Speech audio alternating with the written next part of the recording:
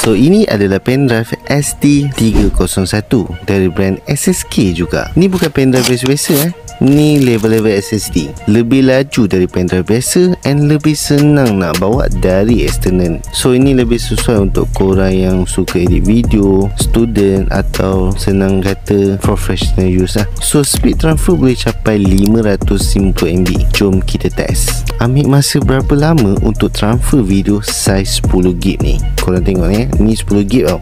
Kita tengok.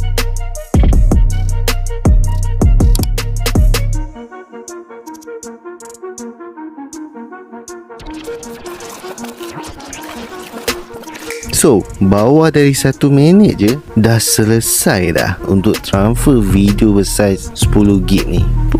Memang tak termenung lepas ni. Body dia jenis zinc alloy, nampak premium and tak lasak. Berat pun cuma 37 gram je. Yang best kat sini, dua-dua ada, USB-A dan Type-C. Nak guna kat laptop boleh, nak cucuk terus kat phone pun boleh. Memang tak ada masalah lah. Storage yang dia ada dari 128GB sampailah 2TB, iaitu 2TB. Waranti dia bagi memang lama, 3 tahun juga. Memang soul lah SSK. Kalau korang mencari pendrive untuk simpan video, file besar, so ini aku boleh recommend dekat korang lah. So kalau korang berminat, link ada dekat bawah.